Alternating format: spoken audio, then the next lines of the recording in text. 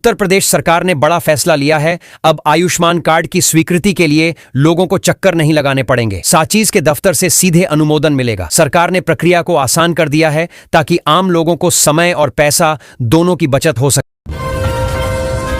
मुख्यमंत्री योगी आदित्यनाथ ने निर्देश दिए हैं कि मॉडल विद्यालयों के निर्माण की रफ्तार और तेज की जाए। सभी जिलों से डीपीआर जल्द भेजने के आदेश दिए गए हैं ताकि बच्चों को आधुनिक सुविधाएं समय पर मिल सकें और शिक्षा का स्तर ऊंचा उठे।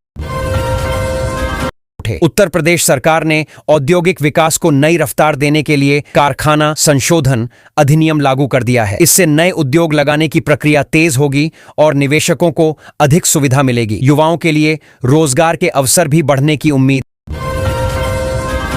है। राज्य में टाउनशिप और उद्योग लगाने वालों के लिए राहत की खबर है। सरकार फीस में बड़ी छूट देने की तैयारी कर रही है। इससे निवेशकों की लागत घटेगी और प्रदेश में औद्योगिक माहौल को और बढ़ावा मिलेगा।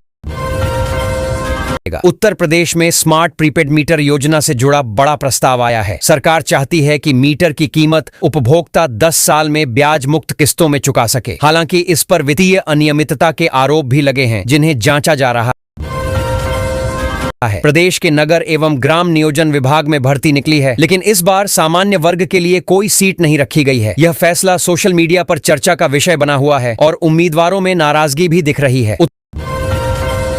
उत्तर प्रदेश में सरकारी नौकरियों के लिए सुनहरा मौका आया है। होमगार्ड विभाग और पंजाब नेशनल बैंक पीएनबी में भर्ती निकली है। योग्य उम्मीदवारों से आवेदन मांगे गए हैं। यह बेरोजगार युवाओं के लिए रोजगार पाने का शानदार अवसर माना जा रहा है। राज्य में नया नियम लागू हुआ है, जिसके तहत अब महिलाएं भी नाइट शिफ्ट में काम कर सकेंगी। कारखानों में उन्हें 12 घंटे तक काम करने की अनुमति दी गई है। इससे महिलाओं को रोजगार में बराबरी का अवसर मिलेगा, लेकिन सुरक्षा इंतजामों पर भी नजर रखी जाएगी। प्रदेश में शिक्षकों और शिक्षणेतर कर्मचारियों को लेकर बड़ा प्रशासनिक निर्णय लिया गया है। 12 शिक्षक और 7 गैर शिक्षक कर्मचारियों का संबद्धीकरण निरस्त कर दिया गया है। इसका असर कई विद्यालयों की कार्यप्रणाली पर भी देखने को मिलेगा।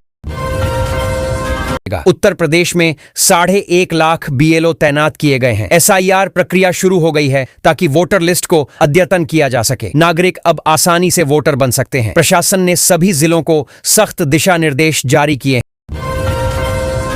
प्रदेश सरकार ने देव दीपावली के लिए भव्य तैयारियां शुरू कर दी हैं। इस बार काशी 25 लाख दियों से जगमगाएगी। यातायात के लिए विशेष डायवर्जन प्लान लागू किया गया है ताकि श्रद्धालुओं को कोई परेशानी न हो।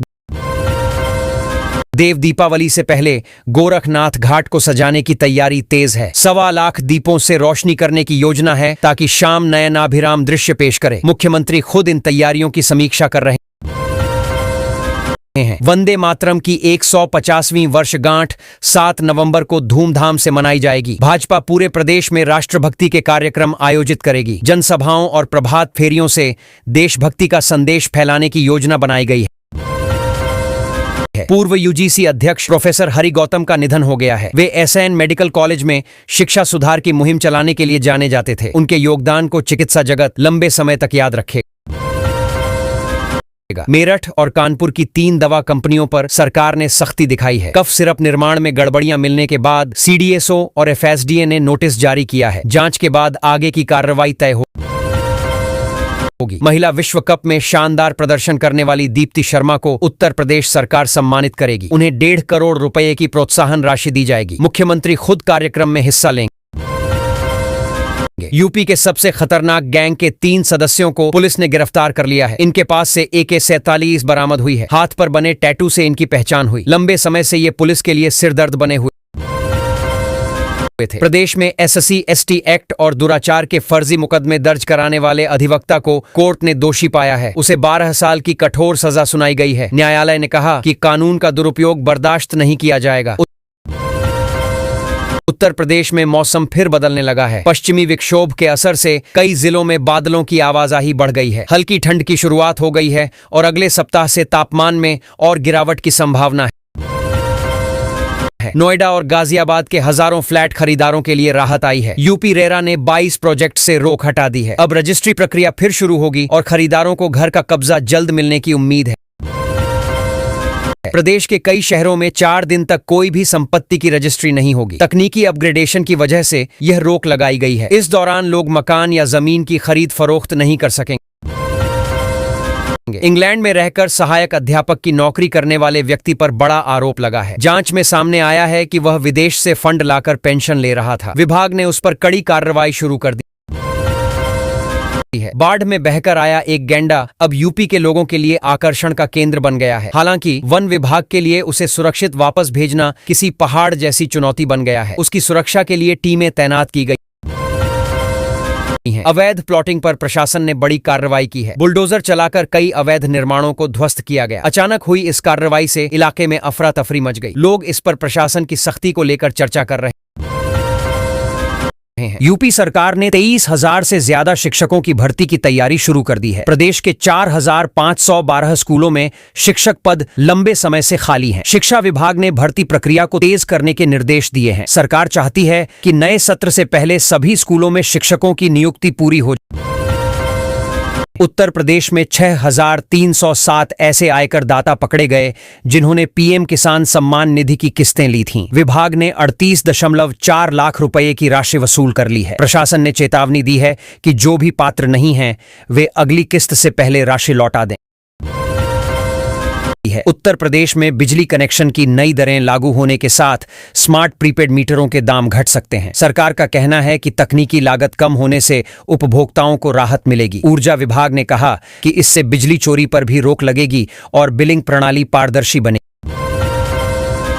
60,900 शिक्षक भर्ती से जुड़ा आरक्षण विवाद अब सुप्रीम कोर्ट में अंतिम चरण में पहुंच गया है। 18 नवंबर को इस पर सुनवाई होगी। कोर्ट के फैसले से हजारों अभ्यर्थियों को उम्मीद है कि अब यह मसला हमेशा के लिए सुलझ जाएगा और नियुक्ति प्रक्रिया आगे बढ़ेगी। गाजियाबाद, मेरठ, आगरा, लखनऊ और कानपुर में अब सरकारी फ्लैट खरीदने का शानदार मौका है। हाउसिंग बोर्ड ने बुकिंग प्रक्रिया शुरू कर दी है। ऑनलाइन आवेदन कर लोग वाजिब दामों में घर खरीद सकते हैं। फ्लैट पूरी सुविधाओं के साथ शहर के प्रमुख इलाकों में बने। काशी में देव दीपावली को लेकर जबरदस्त तैयारी चल रही है। गंगा घाटों पर इस बार दीपों से ब्रह्मोस मिसाइल का आकार बनाया जाएगा। रंगोलियों में सेना का शौर्य भी दिखाया जाएगा। पूरी व्यवस्था सुरक्षा एजेंसियों की निगरानी में की जा रही है ताकि श्रद्धालुओं को कोई दिक्कत न हो। देव दीपावली पर सुरक्षा के कड़े इंतजाम किए गए हैं। एंटी ड्रोन सिस्टम तैनात किया गया है ताकि बिना अनुमति कोई ड्रोन न उड़े। घाटों पर सीसीटीवी और टी-3 सिस्टम से निगरानी होगी। प्रशासन ने कहा कि श्रद्धालुओं की सुरक्षा सर्वोच्च प्राथमिकता है। उत्तर प्रदेश में मातृशक्ति विशेष कोष योजना ने कई जरूरतमंदों के सपनों को नई उड़ान दी है। इस कोष की पहल 10 साल पहले परिषदीय विद्यालय की एक शिक्षिका ने की थी। अब सरकार इसे बड़े स्तर पर आगे बढ़ा रही है, जिससे ग्रामीण महिलाओं को आर्थिक मदद और आत्मनिर्भर बनने का अवसर मिल रहा है। वाराणसी में निर्वाचक नामावली के विशेष प्रगाढ़ पुनरीक्षण SIR को लेकर अहम बैठक हुई। बैठक में अधिकारियों ने नाम जोड़ने, हटाने और सुधार से संबंधित दिशा निर्देश दिए। निर्वाचन विभाग ने कहा कि हर पात्र नागरिक का नाम मतदाता सूची में होना चाहिए ताकि लोकतंत्र मजबूत बने। गाजीपुर में भाजपा नेता मन्नू बिंद की गिरफ्तारी के बाद बड़ा प्रशासनिक कदम उठाया गया है। थानाध्यक्ष शैलेंद्र कुमार पांडेय को निलंबित कर दिया गया है। मामले की जांच के लिए उच्च स्तरीय टीम गठित की गई है। स्थानीय राजनीति में इस कार्रवाई से हलचल मच गई है।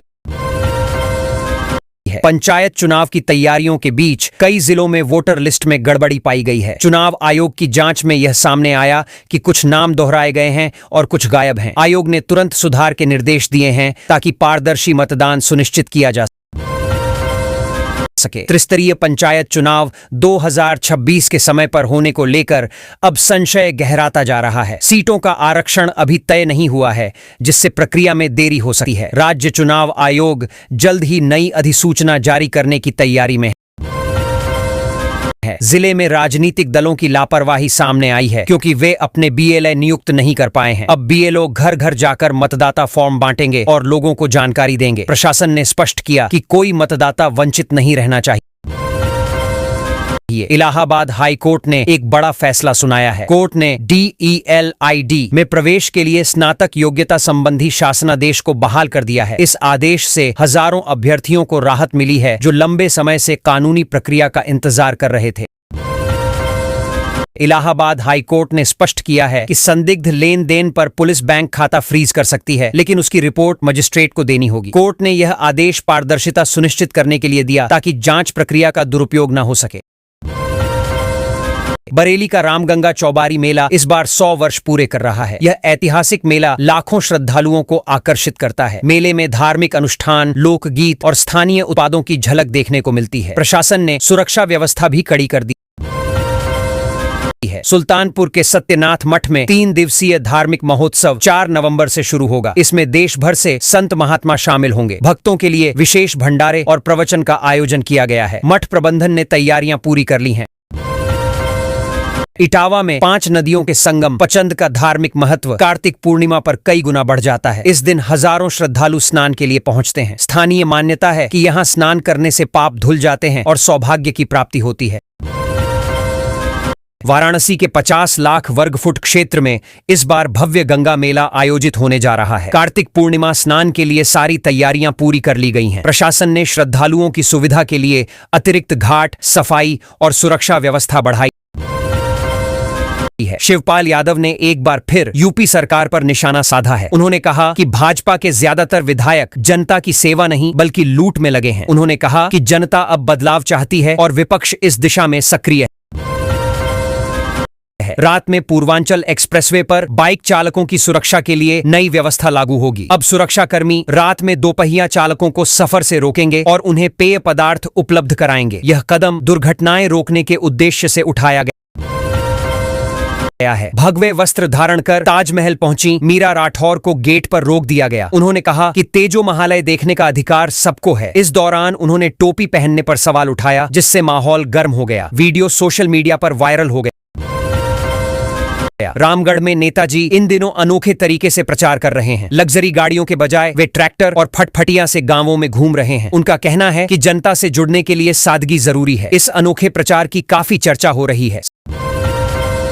संपूर्णानंद संस्कृत विश्वविद्यालय को बड़ा सम्मान मिला है। विश्वविद्यालय को NISE के तीसरे चक्र में A ग्रेड प्राप्त हुआ है। कुलपति ने इसे शिक्षकों और छात्रों के सामूहिक प्रयासों का नतीजा बताया। इससे संस्थान की प्रतिष्ठा और बढ़ गई है। रालोद का राष्ट्रीय अधिवेशन 16 नवंबर को मथुरा में आयोजित किया जाएगा। इसमें संगठन की नई रणनीति और आगामी चुनावी एजेंडे पर चर्चा होगी। जयंत चौधरी समेत पार्टी के वरिष्ठ नेता इसमें शामिल होंगे। उत्तर प्रदेश में स्मार्ट प्रीपेड मीटर योजना से जुड़ा बड़ा प्रस्ताव आया है। सरकार चाहती है कि मीटर की कीमत उपभोक्ता 10 साल में ब्याज मुक्त किस्तों में चुका सके। हालांकि इस पर वित्तीय अनियमितता के आरोप भी लगे हैं, जिन्हें जांचा जा रहा है। प्रदेश के नगर एवं ग्राम नियोजन विभाग में भर्ती निकली है, लेकिन इस बार सामान्य वर्ग के लिए कोई सीट नहीं रखी गई है। यह फैसला सोशल मीडिया पर चर्चा का विषय बना हुआ है और उम्मीदवारों में नाराजगी भी दिख रही है। उत्तर प्रदेश में सरकारी नौकरियों के लिए सुनहरा मौका आया है। होमगार्ड विभाग और पंजाब नेशनल बैंक PNB में भर्ती निकली है। योग्य उम्मीदवारों से आवेदन मांगे गए हैं। यह बेरोजगार युवाओं के लिए रोजगार पाने का शानदार अवसर माना जा रहा है। राज्य में नया नियम लागू हुआ है, जिसके तहत अब महिलाएं भी नाइट शिफ्ट में काम कर सकेंगी। कारखानों में उन्हें 12 घंटे तक काम करने की अनुमति दी गई है। इससे महिलाओं को रोजगार में बराबरी का अवसर मिलेगा, लेकिन सुरक्षा इंतजामों पर भी नजर रखी जाएगी।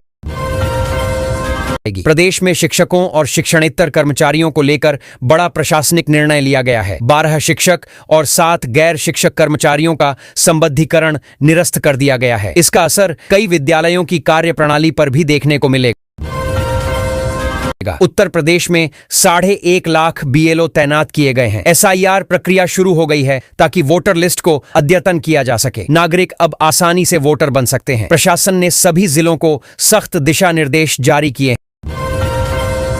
प्रदेश सरकार ने देव दीपावली के लिए भव्य तैयारियां शुरू कर दी हैं। इस बार काशी 25 लाख दियों से जगमगाएगी। यातायात के लिए विशेष डायवर्जन प्लान लागू किया गया है ताकि श्रद्धालुओं को कोई परेशानी न हो। देव दीपावली से पहले गोरखनाथ घाट को सजाने की तैयारी तेज है। 1.25 लाख दीपों से रोशनी करने की योजना है ताकि शाम नयनाभिराम दृश्य पेश करे। मुख्यमंत्री खुद इन तैयारियों की समीक्षा कर रहे हैं।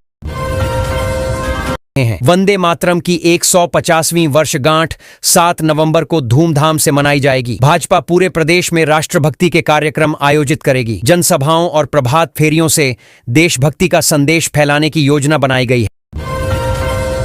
पूर्व UGC अध्यक्ष प्रोफेसर हरि गौतम का निधन हो गया है। वे SIN मेडिकल कॉलेज में शिक्षा सुधार की मुहिम चलाने के लिए जाने जाते थे। उनके योगदान को चिकित्सा जगत लंबे समय तक याद रखेगा।